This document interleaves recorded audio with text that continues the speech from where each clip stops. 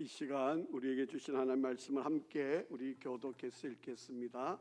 욥기 24장 우리 1절부터 25절까지 말씀을 한 절씩 교독해서 읽겠습니다. 욥기 24장 1절부터 25절 한 절씩 교독합니다. 어찌하여 전능자는 때를 정해 놓지 아니하셨는고 그를 아는 자들이 그의 날을 보지 못하는고 어떤 사람은 땅의 경계표를 옮기며 양떼를 빼앗아 기르며 고아의 나귀를 몰아가며 과부의 소를 볼모 잡으며 가난한 자를 길에서 몰아내나니 세상에서 학대받는 자가 다 스스로 숨는구나. 그들은 거친 광야의 들나귀 같아서 나가서 일하며 먹을 것을 부지런히 구하니 빈들이 그들의 자식들을 위하여 그에게 음식을 내는구나. 밭에서 남의 꼴을 베며 악인이 남겨둔 포도를 따며 의복이 없어 벗은 몸으로 밤을 지내며 추위도 덮을 것이 없으며 산중에서 만난 소나기에 젖으며 가릴 것이 없어 바위를 안고 있느니라.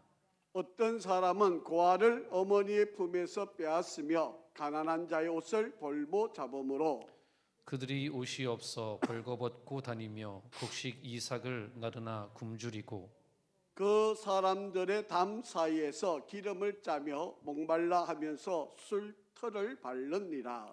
성중에서 죽어가는 사람들이 신음하며 상한 자가 부르짖으나 하나님이 그들의 침상을 보지 아니하시느니라. 또 광명을 배반하는 사람들은 이러하니 그들은 그 도리를 알지 못하며 그 길에 머물지 아니하는 자라. 사람을 죽이는 자는 밝을 때에 일어나서 학대받는 자나 가난한 자를 죽이고 밤에는 도둑같이 되며 간음하는 자의 눈은 저물기를 바라며 아무 눈도 나를 보지 못하리라 하고 얼굴을 가리며 어둠을 틈타 집을 뚫는 자는 낮에는 잠그고 있으므로 광명을 알지 못하나니 그들은 아침을 죽음의 그늘같이 여기니 죽음의 그늘의 두려움을 알미니라. 그들은 물 위에 빨리 흘러가고 그들의 소유는 세상에서 저주를 받나니 그들이 다시는 포도원 길로 다니지 못할 것이라. 가뭄과 더위가 눈 녹은 물을 곧 빼앗나니 수월이 범죄자에게도 그와 같이 하느니라. 모태가 그를 잊어버리고 구더기가 그를 달게 먹을 것이라. 그는 다시 기억되지 않을 것이니 부리가 나무처럼 꺾이리라. 그는 임신하지 못하는 여자를 박대하며 과부를 선대하지 아니하는도다. 그러나 하나님이 그의 능력으로 강포한 자들을 끌어내시나니 일어나는 자는 있어도 살아남을 확신은 없으리라. 하나님은 그에게 평안을 주시며 지탱해 주시나 그들의 길을 살피시도다. 그들은 잠깐 동안 높아졌다가 천대를 받을 것이며 잘리어 모아진 곡식 이삭처럼 되리라. 같이 읽겠습니다. 가령 그렇지 않을지라도 능히 내 말을 거짓되다고 지적하거나 내 말을 헛되게 만들 자 누구랴. 아멘. 할렐루야. 우리 한번 인사하실까요? 우리 앞뒤 좌우를 한번 우리 축복합니다. 잘 되고 있습니다. 기도하면 됩니다.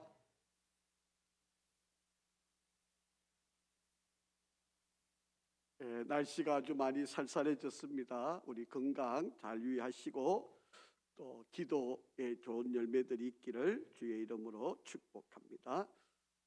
우리가 살고 있는 세상이 공평하다고 여겨지시나요? 아마도 세상을 살고 있는 대부분의 모든 사람들은 세상에 지금 내가 살고 있는 것이 공평하지 않다, 불의하다, 바르지 않다, 정의롭지 않다 이렇게 아마 대부분의 많은 사람들이 생각을 하고 있을 겁니다. 잘 살고 있는 사람들도 못 살고 있는 사람들도 많이 배운 사람도 많이 배우지 못한 사람도 자기들의 입장, 자기들의 처지에서 보면 세상이 다 불공평하다, 바르지 않다, 정의롭지 않다 이렇게 여겨지고 있다라고 하는 거죠. 여러분, 욥이라고 하는 사람이 지금 엄청난 고난을 당하고 있습니다. 아마 욥의 입장에서 보면 하나님이 악한 사람들을 그 눈앞에서 벌을 주고 착한 사람에게는 상을 주고, 이것이 확연하게 구별이 되고 눈앞에서 사실로 이루어지면 아마 이 세상이 얼마나 좋아졌을까요? 아마 욥이 살고 있는 시대에도 하나님이 당장에 나쁜 짓 하는 사람은 번개를 내리셔가지고 벼락을 맞게 만들고, 정말 믿음대로 의롭게 사는 사람 하나님이 축복해 주셔서 잘 되고, 그렇다면 아마 욥이 지금 자기가 당하고 있는 이 고난 때문에 불평하고 원망하지도 않았을 거예요. 아마 저와 여러분도 그렇지 않겠습니까? 내가 원하는 일, 기도하고 있는 일, 정말 하나님 말씀대로 하나님 뜻대로 살려고 몸부림치는 나에게 하나님이 때에 맞게 은혜와 복을 주시고 그 일들이 잘 풀리고 우리의 자녀들이 잘 되어가면, 여러분, 이 세상이 얼마나 아름답고 행복하겠습니까? 그런데 우리가 살아오면서 경험하지만, 우리가 열심히 기도했지만 아직 그 기도가 열매 맺지 못하고 있는 것, 내가 정말 최선을 다해서 섬기고 봉사를 잘 했는데도 내게 돌아오는 결과가 좋지 않을 때, 여러분, 정말 여러분 우리의 삶이 너무 힘들고 또 억울하고 답답하지 않겠습니까? 오늘 욥기를 읽어보면 바로 욥이 지금 이 세상, 여러분, 권선징악이라고 있잖아요. 선을 자꾸 권해서 사람들이 더 잘되게 하고 악한 일은 징계해서 그것을 못하게 하고, 그리고 선한 사람은 잘되고 악한 사람은 잘 안되고, 이게 이 세상의 당연한 이치가 돼야 되는데 그렇지 않아요. 그러니까 믿음대로 살고 의롭게 사는 게 쉽지 않은 거죠. 오늘 욥이 이 상황을 어떻게 이해하고 이때를 어떻게 다스려 가는지를 한번 좀 살펴보려고 합니다. 그래서 욥은 악인의 심판을 소망한다, 이렇게 한번 제목을 정하고 한번 살펴보려고 합니다. 여러분, 우리가 살고 있는 세상이 공평하지 않다, 아마 여러분이 동의가 되든지 안 되든지 또 여러분이 이해가 되고 받아들일 수 있을지 없을지 모르겠어요. 그런데 대부분의 많은 사람들이 이 세상이 쉽지 않아요. 그리고 우리가 여태까지 알고 있던 진리가, 여러분, 하루아침에 바뀌는 일들이 많아요. 여러분, 이 아이작 뉴턴이라고 하는 사람이 있는데, 이 아이작 뉴턴이라는 사람은 세상은 아주 편편하게 되어 있다고 생각을 하고 살았어요. 그리고 이 세상은 지구와 태양, 달만 있다고 생각하고 살았어요. 그런데 어느 날 갑자기 나무 그늘 아래서 이렇게 쉬고 있는데 사과가 툭 떨어지는 것을 보게 돼요. 그러니까 이 아이작 뉴턴이라고 하는 사람이, 보통 사람은 그냥 뭐 사과가 떨어졌겠구나, 뭐 때가 되었으니까 뭐 이렇게 생각을 하겠지만, 이 아이작 뉴턴이라는 사람은 그렇게 생각하지 않았어요. 이 사과가 떨어지는 걸 가만히 생각하니까 이 땅이 사과를 끌어당기는 것, 그렇게 느낀 거예요. 이게 만류인력이라고 그러는 거거든요. 그러니까 여러분, 여태까지는 지구가 그냥 편편하게 그냥 지구가 그냥 가만히 있는 걸로만 알았어요. 그런데 여러분, 이 지구가 자전을 하잖아요. 그리고 공전도 하고요. 달이 지구 중심으로 돌고 이 지구는 태양 중심으로 이렇게 돌고 있잖아요. 여러분, 이게 서로 당기는 힘이 없으면 여러분 볼 수 있겠습니까? 여태까지는 그냥 지구가 가만히 편편하다고만 생각하고 그냥 어떠한 힘도 없는 것처럼 여겼는데, 어느 날 갑자기 사과가 떨어지는 걸 보니까 이 지구도 서로 당기는 힘이 있구나 라고 그렇게 생각해서 여태까지 알고 있던 것들이 완전한 진리가 다 바뀌게 된 거예요. 여러분, 콜럼버스가 신대륙을 발견했다는데 사실은 신대륙을 발견한 거 아니죠. 원래 있던 거잖아요. 인디언들이 살고 있던 아메리카 땅이잖아요. 그런데 이 콜럼버스가 이 지구가 편편하고 저 끝이 가면 그냥 낭떠러진 줄 알고 배 타고 가본 거죠. 그런데 가다 보니까 끝도 없이, 자 여러분, 지도를 보시면 저 빨간, 가운데 빨간 표시로 되어 있는 게 이 콜럼버스가 처음 다녀왔던 길이에요. 여러분, 이 서인도라고 하는 이 지역, 서인도라고 하는 이 지역에 그들이 왔다가 가서 보니까 또 다른 세계가 있구나, 다른 땅이 있구나, 거기도 사람이 살고 있구나, 그렇게 알게 된 거예요. 그래서 배 타고 돌다 보니까 다시 고국으로 돌아오게 된 거예요. 그게 지구가 둥글다. 그 변했으면 그냥 가서 떨어져서 죽었어야 되는데 가보니까 지구가 둥글다는 것을 알게 되었다라고 하는 거예요. 자, 그런데요, 이 콜럼버스가 이 아메리카 땅에 가가지고 두 가지를 고국 땅으로 가져가요. 그 두 가지가 뭐냐 하면 담배하고 감자예요. 자기 땅이들에 없는 건데 신기했던 거죠. 그래서 담배하고 감자를 자기 고국으로 가져갔는데 처음에는 얼마나 신기했겠어요. 얼마나 이것이 놀랍고 자기들에게 기호식품이 돼가지고 얼마나 좋았겠어요. 그런데 여러분, 이것이 오늘날에는 당뇨병과 우리가 살찌게 만드는 원흉, 그리고 담배는 폐암 걸리게 하는 원흉이 됩니다. 감자는 바로 이 유럽에 바로 당뇨병과 고혈압을 일으키는 원흉이 되는 음식이 감자가 됩니다. 그러니까 신대륙을 발견해서 너무 좋았는데 거기서 아주 신기하다고 생각한 걸 가져갔는데 지금 와서는 그게 오히려 몸을 해치는 바로 그런 결과가 되었다라고 하는 것입니다. 저와 여러분이 살아가는 시간 속에 만약에 하나님이 너는 몇 월 며칠까지만 살다가 와라, 그렇게만 이야기하셔서 내가 죽을 시간을 알고 있다면 여러분 아마 인생을 더 멋지게 살 수 있을 거예요. 그렇지 않겠어요? 내가 오늘 앞으로 이제 얼마 남았구나, 10년 남았으니까 내가 이렇게 살고 이렇게 살고 이렇게 살아야지. 또 하루가 더 지나가면 이제 내가 또 얼마 남았으니까, 그리고 내가 죽을 시간이 다 되어 왔구나, 이제 내가 죽을 준비를 해야지. 이제 내가 죽어야지.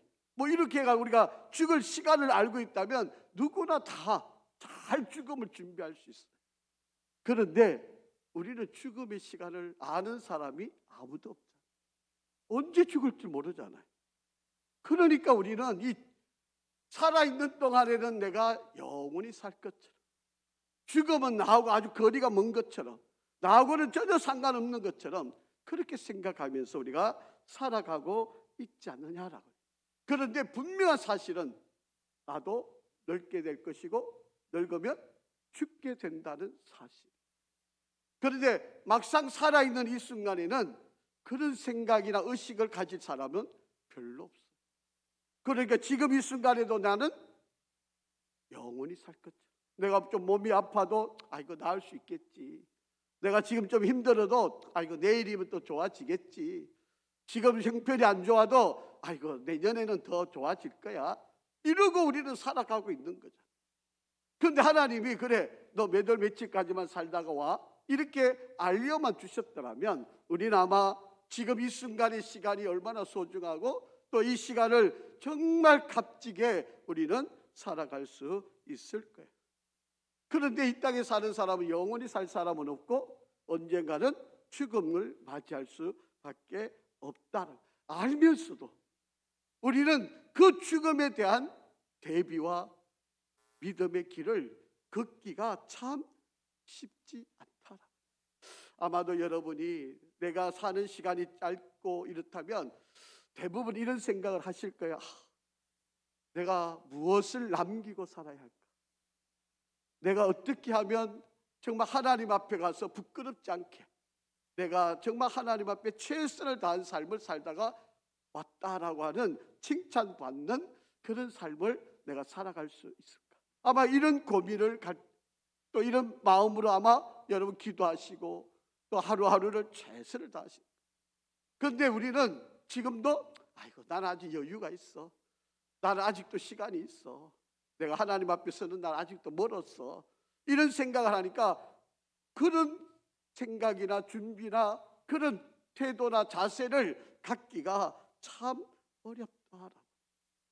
그런데 여러분 참 신기한 거는요, 사람이 죽으면 그 사람을 계속 기억해 할 것 같은데요, 그렇지 않아요. 여러분, 그 사람이 죽으면 그 사람에 대한 기억이 금방 사라져요. 그 사람이 아무리 많은 업적을 남기고 아무리 큰 일을 해놨어도 사실 우리 기억 속에 그 사람에 대해서 별로 그렇게 남지 않아요. 여러분 한번 생각해 보세요. 여러분, 우리 앞에 스쳐 지나갔던 우리 많은 믿음의 선배들, 여러분 우리가 두고두고 안타까워하고 아쉬워하고 그런 마음들을 가지기가 쉽지 않잖아요. 그런데 여러분, 우리가 하나님 앞에 서면요, 내가 이 땅에서 어떻게 살았는지를 평가받는 날이 분명히 있다는 거예요. 내가 너한테 시간도 주고 물질도 주고 건강도 주고 내가 이렇게 너에게 준 것이 많은데 너 과연 이 땅에서 어떻게 살았다가 왔느냐, 분명히 우리에게 물으실 거예요.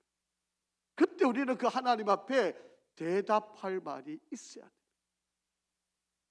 내가 그냥 먹고 마시고 살다가 내 재산을 그냥 자식에게 주고 왔습니다. 여러분, 그렇게 말을 하면 하나님이 야, 잘했다, 정말 너 열심히 살았구나, 이렇게 말씀하실까요? 저는 그렇게 생각하지 않습니다. 여러분, 자식들의 삶은요, 자식들의 몫이에요. 여러분이 그 자식들을 책임지려고 생각하시면 안 됩니다. 여러분, 그들은 그들 나름대로 살아가도록 만들어 놓으셔야 돼요. 왜 여러분이 그 자식들을 책임지려고 그래요?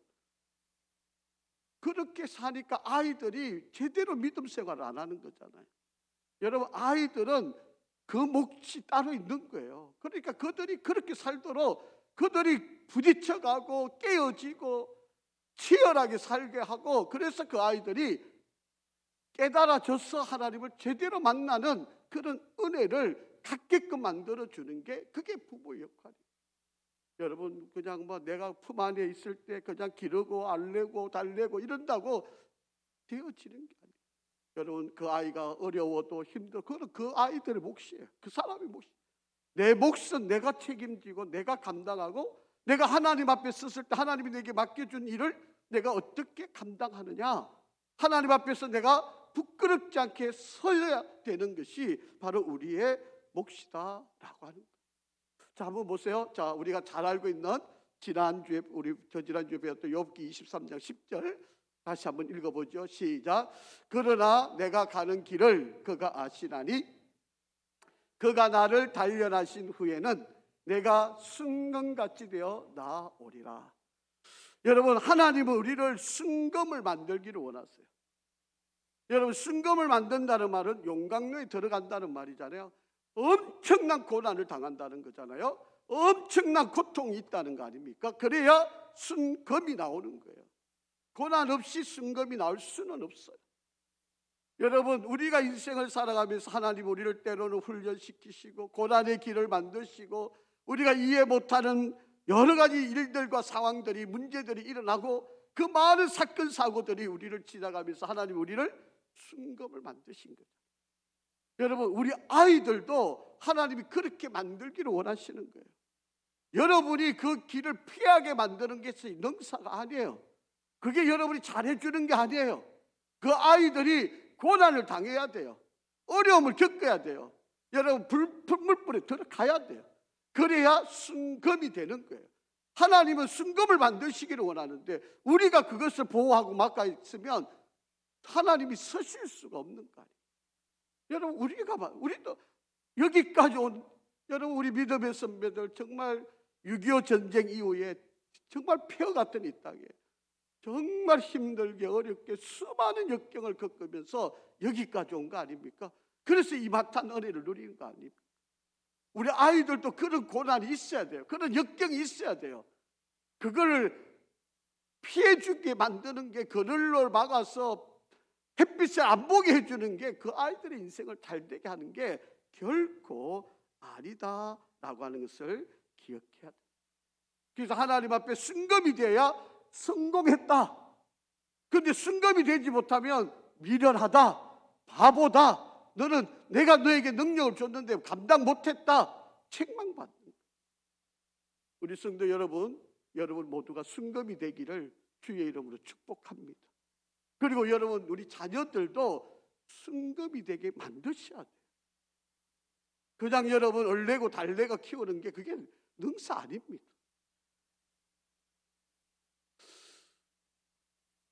자, 이게 우리말로 좀 번역한 건데요, 우리말 성경에는 이렇게 되어 있어요. 그러나 그분은 내가 가는 길을 다 아시고 계시는데 그분이 나를 뭐 하신다? 시험하신다. 여기서 시험한다는 말은 트라이얼이에요. 여러분, 어떤 일을 증명시키기 위해서 우리에게 죄가 없다는 것을 드러내기 위해 가지고, 여러분 뭐 지금 재판을 받는 분들이 많잖아요. 그 재판을 받는 이유들이 다 뭐예요? 다 그냥 무죄하다는 거잖아요. 죄가 없다는 거잖아요. 그래서 그 죄 없다는 것을 드러내기 위해서 얼마나 지금 고난당하고 뭐 비난받고 손가락질 당하고 얼마나 수모를 당합니까? 대부분 모든 사람들이 다 그래요. 여러분, 재판받는 사람들은 대부분 자기는 죄가 없는데 억울하게, 그렇다면 재판받아서 그걸 드러내야죠. 증명을 해야죠. 하나님께서 증명을 하신다는 거죠. 그러면 내가 금과 같이 되어서 나오게 될 거다, 그렇게 이야기합니다. 그래서 하나님은 저와 여러분의 시간을 따로 정해놓지 않으셨다는 거예요. 여러분, 내가 몇 월 며칠 날 태어났으니까 몇 월 며칠 날 죽어야 돼. 물론 하나님의 시간에 우리들이 있겠지만, 그러나 여러분들에게는 언제 몇 월 며칠 날 태어난 사람은 몇 월 며칠까지 살아, 이런 게 없잖아요. 온 순서는 있지만 가는 순서는 아무도 몰라요. 그래서 세상은 우리가 정해놓은 때를 알지를 못해요. 여러분, 축구 경기는 얼마 만에 끝나는지 아세요? 전반전 45분, 후반전 45분, 시간이 정해져 있어요. 그 축구 경기는 45분, 90분, 물론 조금 이제 연장되는 시간이 있어서 뭐 이렇게 조금 그거 한 시간은 있지만, 축구 경기는 90분이면 축구 경기는 끝나게끔 되어 있어요. 여러분, 수능 시험도 시간이 정해져 있잖아요. 아, 내가 문제 덜 풀었는데 이거 시간 더 주세요 그러면 문제집 뺏어갑니다. 여러분, 이렇게 우리가 살아가는 시간에 시간이 정해져서 그 시간 안에 일을 해야 되는 일들도 있는데, 자, 여러분, 야구 경기는 어떨까요? 야구 경기는 시간이 뭐 3시간이면 3시간, 2시간 정해져 있나요? 안 정해져 있어요. 여러분, 야구 경기는요 9회 말까지 하게 돼 있어요.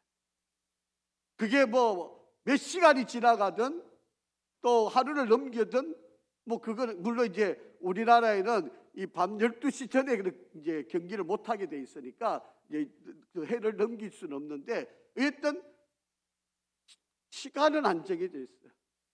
무조건 9회 말까지 경기를 해야만 한다라고 하는 거예요. 세상에 우리가 살아가다 보면 시간이 정해져 있는 것도 있지만 시간이 정해져 있지 않는 그런 일들도 우리에게 많이 있다라고. 자, 그러면 하나님께서 우리가 이 땅에 살아갈 때 우리에게 너는 부자로만 살아, 너는 가난하게만 살아, 너는 건강하게만 살아, 너는 아프면서 살아, 이렇게 정해 놓으셨을까요? 어떤 사람은 부자로 살다가도 가난하게도 되고, 가난하게 살던 사람이 부자도 되기도 하고, 여러분, 병든 사람이 나아서 정말 행복하게 살기도 하고, 건강했던 사람이 어느 날 병이 들어서 고통을 갖는 사람도 있고, 세상에는 정해져 있는 게 없어요. 자, 1절 한번 읽어보시죠. 이제 욥 이야기하는 겁니다. 욥이, 자, 한번 보세요. 시작. 어찌하여 전능자는 때를 정해놓지 아니하셨는고, 그를 아는 자들이 그의 날을 보지 못하는고. 여러분, 악한 자들이 막 잘 되고 있는 걸 보니까 욥이 너무 속상한 거잖아요. 하나님 좀 저런 사람 좀 시간 정해놓고 악한 사람 요만큼만 살고 하나님 좀 벌 좀 주시고, 선한 사람은 왜 이렇게 어렵게 삽니까? 그러니까 하나님 좀 시간이 지나면 이 사람 좀 잘 되게 해주시고. 지금 욥이 그렇게 기도하는 거예요. 하나님 너무 세상이 불공평합니다. 아니, 좀 악한 사람은 우리 눈에 보듯이 좀 확연하게 좀 벌을 팍팍 받으면 이 세상 사람들이 무서워서라도 죄 안 짓고 살지 않겠습니까? 그런 이야기예요. 지금 우리도 안 그러나요? 여러분, 우리도 보면 정말 요령 잘 피우고 뭐 그냥 법꾸라지 있잖아요. 요리 피하고 저리 피하고 이런 사람은 또 잘 되는 것 같아요. 그런데 좀 착한 사람은, 좀 정직한 사람은 오히려 당하고 손해보고 밀어지게 막 당하는 그런 느낌을 받잖아요. 뭐 우리가 그렇지 않아요. 여러분, 우리가 살고 있는 세상이 좀 그렇지 않아요. 약삭 빠른 사람들, 막 이런 사람들은 뭐 잘 피해 다니는데 괜히 착하게 살다가 그냥 거기 서 있다가 그냥 뭐 억울한 일 당하고 뭐 이런 일들이 종종 일어날 수가 있다라고 하는 것입니다. 여러분, 그래서 하나님이 그렇게 안 만들어 놓으셨다는 거죠. 여러분, 만약에 우리 눈앞에서 지나가다가 만약 죄 지은 사람이 하늘에서 번개치가 딱 그 자리에서 쓰러지고 이런 걸 보면 아마 우리 겁이 나서 죄도 못 짓고 말도 조심하고 모든 일에서 아마 정말 우리가 막 벌벌 떨면서 그렇게 살아가게 될 겁니다. 근데 사람에게 그렇지 않다. 하나님이 그렇게 인간을 만드시지는 않으셨다라고 하는 이야기입니다. 제가 앞에서도 말씀드렸지만 사람에게 죽음의 시간이 있다는 거 다 알지만 내가 언제 죽을지를 모르니까, 그러니까 우리는 아직도 내가 천년 만년 살 것처럼 생각하는 거예요. 그러니까 우리는 아직도 죽음의 준비를 잘하고 사는 사람을 찾아보기가 쉽지 않다. 여러분, 우리가 죽음이 내 눈앞에 있다면 우리가 겸손할 수밖에 없어요. 내가 지금 갖고 있는 거 다 놓고 가야 돼요. 내가 여태까지 땀 흘리고 모으고 안 쓰고 안 입고 내가 여태까지 끌어모아 놓고 있던 거 이거 다 놓고 가야 돼요. 그런데 하나님이 그렇게 오는 우리를 야, 너 참 훌륭하게 잘했다 칭찬하실까요? 저는 그렇게 안 봅니다. 여러분, 하나님은 여러분에게 맡긴 이 돈도요 은사예요. 그게 여러분에게 주어진 은사. 근데 여러분, 은사를 분명히 하나님이 물으시 볼 거예요. 내가 너한테 이만큼 맡겼는데 너 어떻게 했니? 아마 하나님 분명히 물으실 거예요. 여러분, 하나님은 저와 여러분들에게 그때에 맞는 은혜와 능력과 은사를, 또 우리에게 달란트를 다 주셨는데 그거를 내가 어떻게 사용했는지를 분명히 물으시는 때가 있다라고 합니다. 자, 2절 한번 3절 한번 읽어볼게요. 시작. 어떤 사람은 땅의 경계표를 옮기며 양떼를 빼앗아 기르며 고아의 나귀를 몰아가며 과부의 소를 볼모 잡으며. 유대인들에게 하나님께서 이 땅을 경계를 주셨어요. 그런데 이 땅의 경계를 더 벗어나서 다른 사람 것을 사들이는 것을 절대로 금하셨어요. 그런데 지금 돈이 많이 생겨 부자가 돼가지고 땅의 경계표, 땅의 우리로 말하면 땅 문서지요, 이거를 더 넓게 했다는 거예요. 이게 하나님 보시기에는 옳은 일 아니에요. 그리고 양떼를 빼앗아서 길렀다. 그리고 고아, 가장 가난하고 약한 힘없는 고아의 나귀를 몰아갔다는 거예요. 그리고 과부의 소를 볼모 잡았다.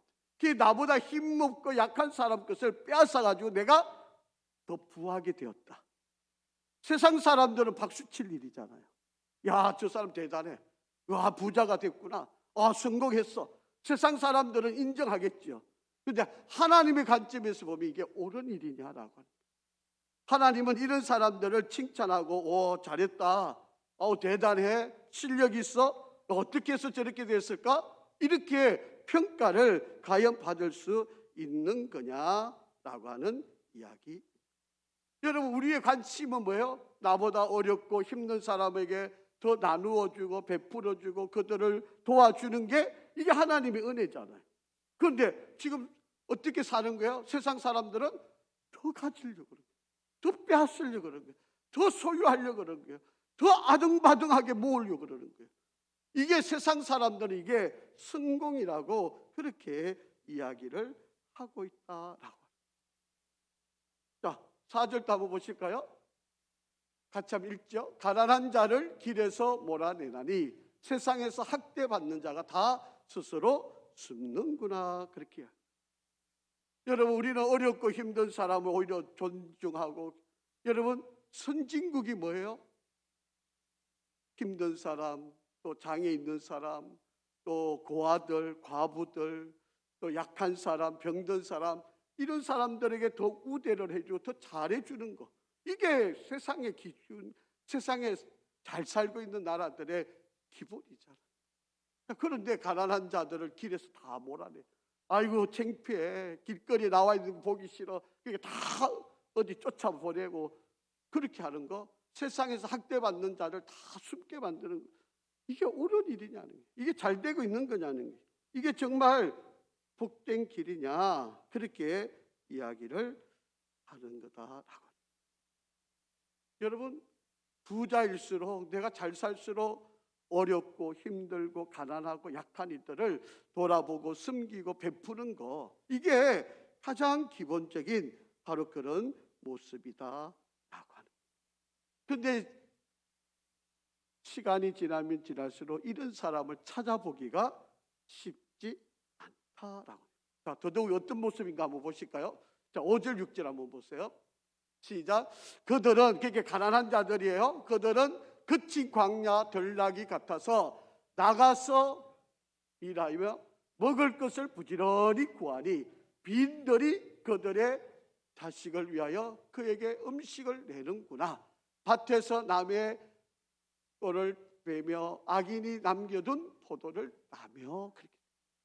여러분, 가난한 자들이 밭에 나가가지고 그 다 추수하고 난 뒤에 남은 것들을 구하러 다니는 바로 그런 처지에 이르게 되어 있는 바로 그런 상황에 이르렀다.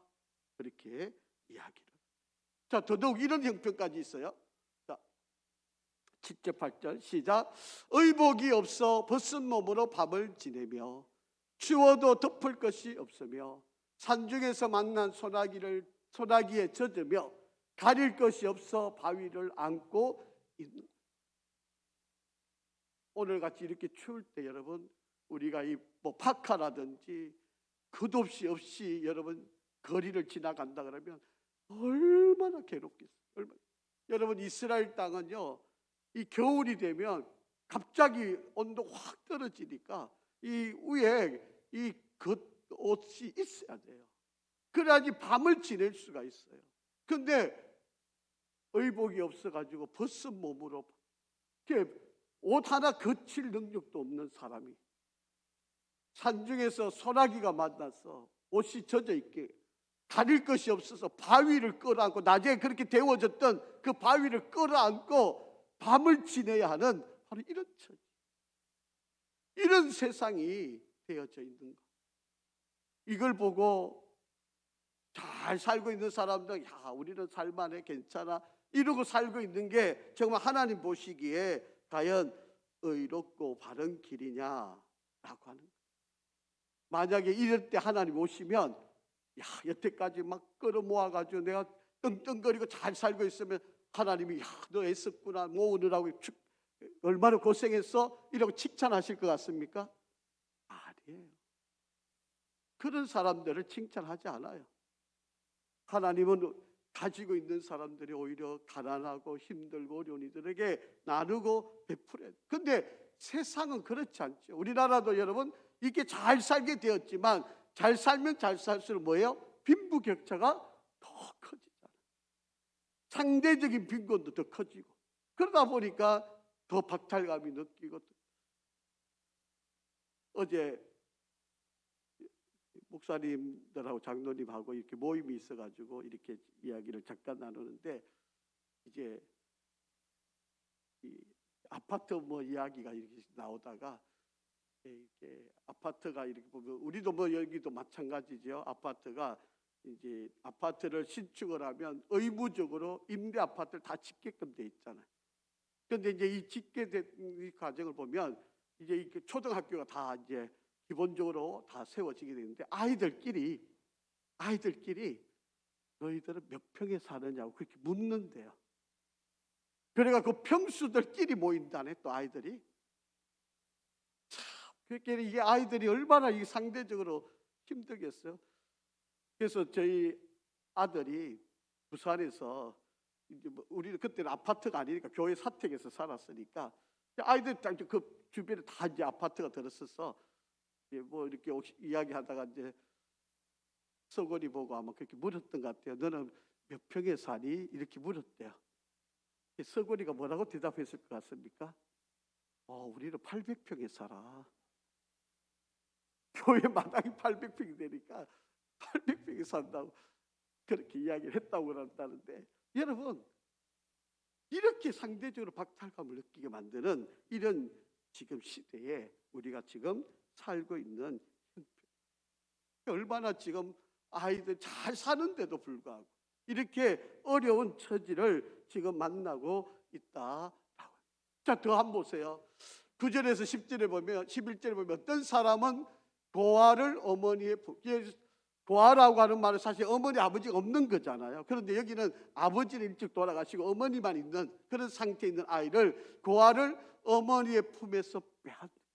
여러분, 이 아이에게는 어머니가 유일한 위로인데, 안식처인데 어머니의 품에서 빼앗기는, 이 아이가 얼마나 처절한 고통을 당하겠어요. 가난한 자의 옷을 벌모자, 여러분, 가난한 자가 그 옷 한 벌 입는 거 그거 빼앗아 가버리고, 그들이 옷이 없어 벌거벗고 다니며 곡식 이삭을 나르나 굶주리고 그 사람들을 담 사이에서 기름을 짜며 목말라 하면서 술터를 밟는다. 그러니까 이렇게 서로 상대적으로 빈곤의 차이를 느끼게 되는 이런 고통을 안으면서 살아가게 된다라고 하는 이야기. 자, 여러분,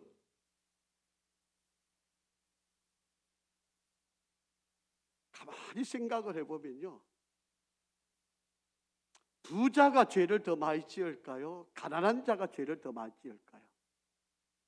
여러분, 어떻게 생각하세요? 부자가 가난한 사람보다는 죄를 더 많이 짓게 되어져 있다라고 합니다. 그러니까 우리가 한편으로 생각해 보면 가난한 게 유익일 수도 있습니다. 그렇다고 우리가 가난하게 살아야만 되느냐? 그런 이야기는 아니에요. 그게 부자로 사는 것만이 능사가 아니에요. 여러분, 부자가 되면 부자의 역할을 잘해야 돼요. 그게 부자의 축복이에요. 그런데 부자가 되었는데 그것을 누리지를 못하고 하나님께 온전히 그것을 감당하지 못하면 그거는 축복이 아니에요. 부자가 되어가지고 교만한 거, 차라리 가난한 게 나아요. 왜냐하면 하나님 앞에 죄를 짓게 되는 거니까. 하나님을 모른다 할 수 있으니까. 가난하면 그래도 하나님 더 의지하고 하나님께 더 매달리고 하나님께 기도하게 되잖아요. 그런데 조금 살만하면 기도하지 않잖아요. 하나님을 안 찾잖아요. 하나님께 매달리지 않잖아요. 그러니까 어느 게 더 나은 건가요? 여러분, 우리는 하나님의 말씀이 그대로 이루어진다고 믿지 않습니까? 그렇기 때문에 우리가 정말 하나님이 주신 축복을 잘 사용을 해야 돼요. 자, 성경에 이런 표현을 욥이 썼어요. 자, 12절 한번 읽어보겠습니다. 12절 시작.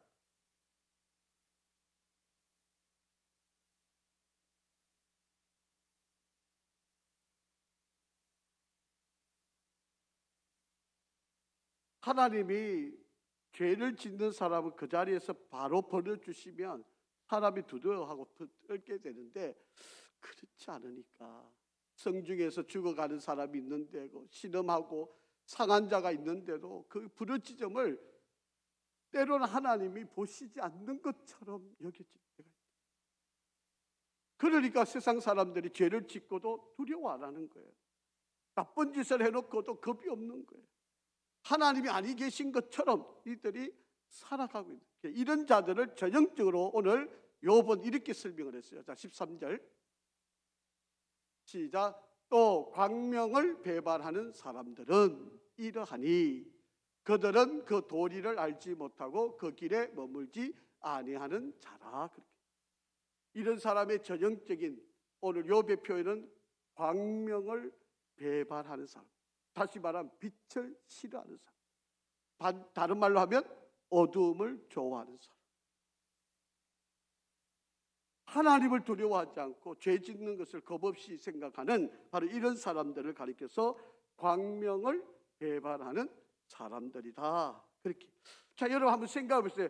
밤을 좋아하는 사람은 어떤 사람일까요? 이제 오늘 우리가 읽은 구절에서도 나오는데 밤을 좋아하는 사람은 어떤 사람이에요? 대표적으로 어떤 사람이 밤을 좋아해요?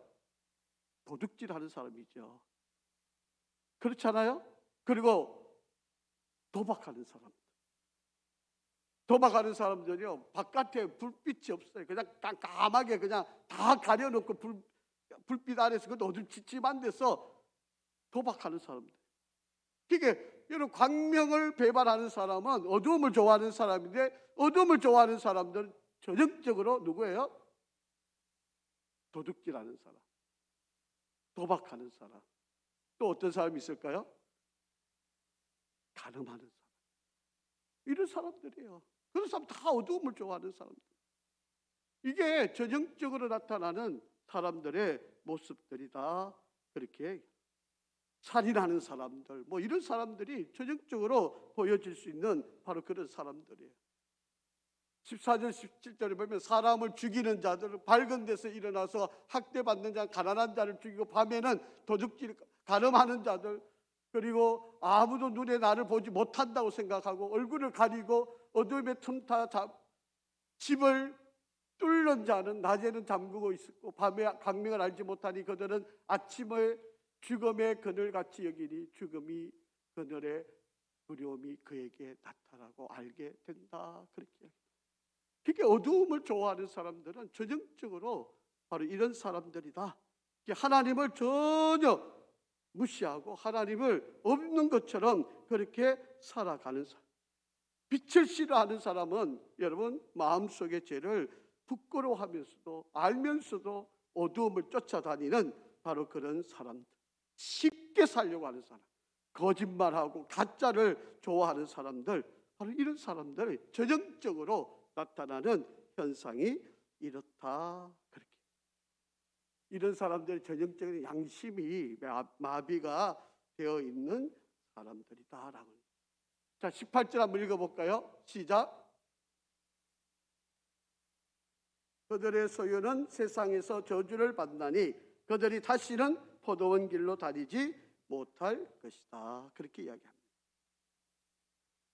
아무리 많은 재산을 모아도 결국은 그것이 더 나은 길로 가지 못한다라고. 이 말이 무슨 말인 것 같습니까? 여러분, 그들은 물 위에 빨리 흘러가고 그들의 소유는 세상에서 오히려 저주를 받고 그들이 다시는 포도원 길로, 포도원에 열매가 있다는 거 아닙니까? 근데 그 길로 다시는 다니지를 못한대. 무슨 말일까요? 죽음이 찾아온다. 그때 여태까지 모아놓은 거 자기가 아무것도 쓰지 못하고 가게 되는 바로 그런 상황이다라고 하는 거예요. 19절 가뭄과 더위가 눈녹을 물을 곧 빼앗나니 소홀히 범죄자에게도 그와 같이 한다. 그렇게 이야기를 합니다. 자기한테 죽음이 가까이 왔는데도 전혀 모르고 그냥 끌어모으고 그냥 자기한테 움켜쥐고 여기에만 신경을 쓴다라고 하는 거예요. 자, 20절 모태가 그를 잊어버리고 구더기가 그를 닳게 먹을 것이라 그는 다시 기억되지 않을 것이니 구리가 나무처럼 꺾이리라. 그렇게 이야기.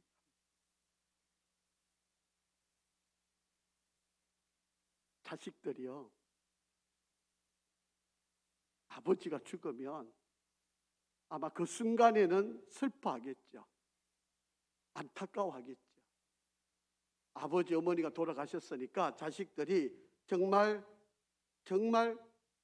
안타까워하고, 아마 우리나라 같으면 뭐 어쨌든 3일장을 치르게 되니까 이 3일 동안은 안타까워할 거예요.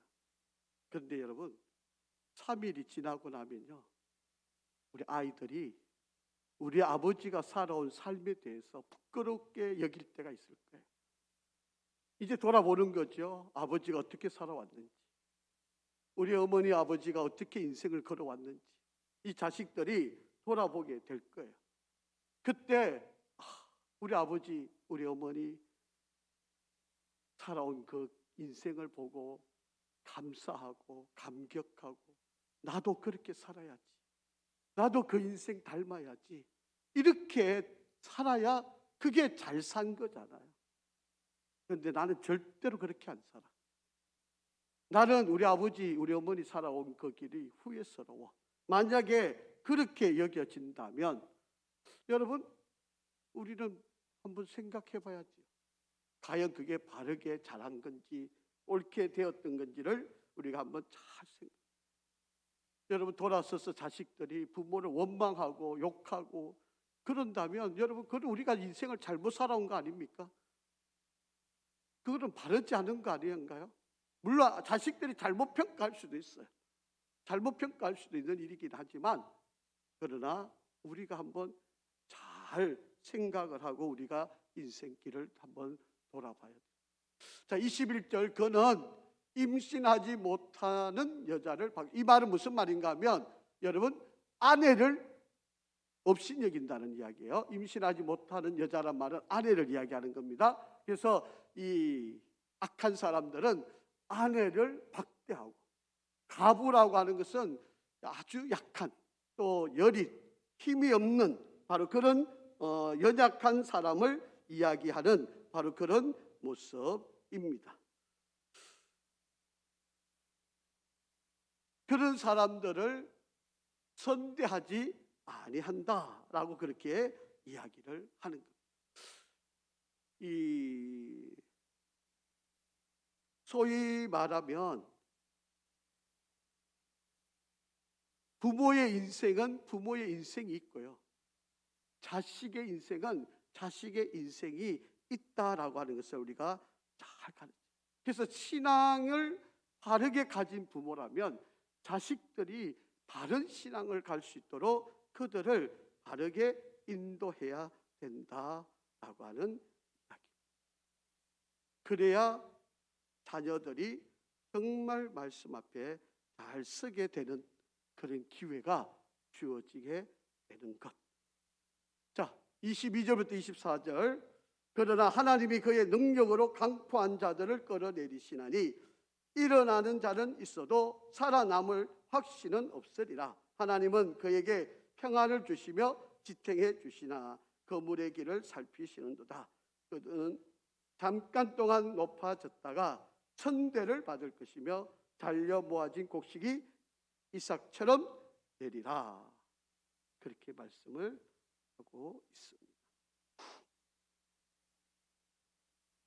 세상에 보면 하나님께서 때로는 악한 자도 승승장구하고 또 그들이 평안하게 살고 그를 건드릴 수 없을 만큼의 능력과 힘을 갖고 있는 바로 그런 모습을 가질 수도 있다라고 하는 거죠. 그런 것 때문에 우리가 불평하거나 원망하거나 그것 때문에 우리가 고통을 또 아픔을 또 우리가 그것 때문에 괴로워해야 될 이유가 없다라고. 하나님은 다 살피시고 다 보고 계시고 하나님은 그 모든 것들을 다 심판하신다라고 하는 것입니다.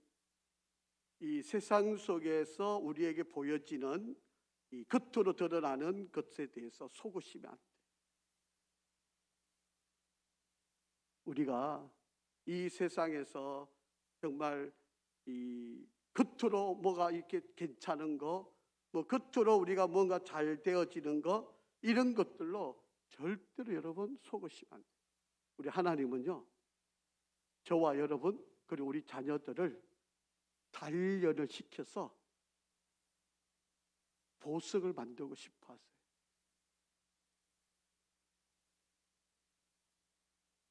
순금이 되게 만들기 위해서 때로는 우리를 용광로에 집어넣기도 원하세요. 그런데 우리는 그 용광로에 들어가지 않으려고 하잖아요. 용광로에 들어가지 않고 순금이 되려고 하는 거잖아요. 그런데 여러분, 용광로에 안 들어가고 순금이 될 수 있나요? 방법이 없어요. 안 들어가면 그냥 돌덩어리예요, 돌덩어리. 용광로에 들어가야만 그 안에서 순금이 나오게 돼 있어요. 그런데 우리는 그렇게 안 하고 순금을 만들려고 그러니까 요령을 피우는 거죠. 요래 저렇게 피해가지고 어떻게 한번 해볼까 이런 생각을 갖게 되는 거잖아요. 그런데 그럴 방법이 없어요. 하나님은 우리를 순금을 만들려고 우리를 때로는 풀무불에 고난의 길에, 때로는 그게 질병일 수도 있고, 때로는 사업의 어려움일 수도 있고, 자녀들의 문제일 수도 있고, 여러 가지 관계의 깨어짐도 있을 수 있고, 우리가 이해할 수 없는 그런 어려움들이 우리에게 찾아올 수 있게 된다는 거예요. 자, 한번 보세요. 자, 25절 한번 읽겠습니다. 시작. 가령 그렇지 않을지라도 너희 내 말을 거짓되다고 지적하거나 내 말을 헛되게 만들 자가 누구냐, 그렇게 말씀을 하고 있다라고. 우리 하나님은 절대로 그냥 만드시는 분이 아니시잖아요. 그러니까 하나님의 말씀을 거짓되다고 지적하거나 내 말을 헛되다고 말할 때, 하나님은 분명히 순금이 되려면 용광로에 넣으셔야 됩니다. 우리가 용광로에 들어가야만 순금이 될 수 있는데 우리는 그걸 다 피하려고 그러는 거예요. 그러면 그냥 돌덩어리로 사는 거예요. 여러분, 우리 자녀들이 잘 되기를 원하시잖아요. 그리고 저와 여러분도 하나님 앞에서 칭찬받기를 원하시잖아요. 그러려면 우리가 순금이 되었을 때 칭찬받게 되는데, 그 순금이 되는 길은 용광로에 들어가는 거예요. 하나님께서 우리를 순금을 만드셔서 이 땅에서 정말 어렵고 힘들고 약하고 가난한 이들을 섬기고 베풀고 살게 우리를 구원하신 거예요. 우리에게 은혜를 주셨을 때, 우리에게 능력을 주셨을 때 우리는 그것을 가지고 잘 나누고 잘 베풀고 잘 섬기면서 사는, 그게 진정한 축복, 이게 바로 순금의 역할이에요. 이게 순금의 능력이에요. 이게 순금이 할 수 있는 최고의 길이에요. 그러니까 우리가 정말 하나님께서 우리에게 세상이 악한 일들이 잘 되는 것 때문에 괴로워하고 아파하지 마시고요. 그건 하나님의 앞에서 다 심판받을 몫이 될 거니까 저와 여러분이 과연 어떻게 살아갈 거냐, 우리에게 주신 능력, 우리에게 베풀어 주신 은혜를 내가 어떻게 사용할 거냐. 여러분, 그래서 하나님 앞에 내가 너를 순금을 만들어 놨더니 너가 이렇게 귀한 일을 했구나, 너가 이렇게 아름답게 살았구나, 이렇게 칭찬받는 저와 여러분이 되기를 간절히 바랍니다. 아버지 하나님, 오늘도 귀한 말씀으로 우리를 인도하여 주시고 욥을 통하여 우리에게 세상 속에서 일어나는 어려움, 또 고난, 또 우리에게 찾아오는 아픔, 또 우리를 힘들게 하는 문제를 잘 이겨나갈 수 있게 인도하여 주시고, 우리도 정말 순금이 되어 이 세상을 능력 있게 살아가는 우리 모두가 되게 역사하여 주시옵소서.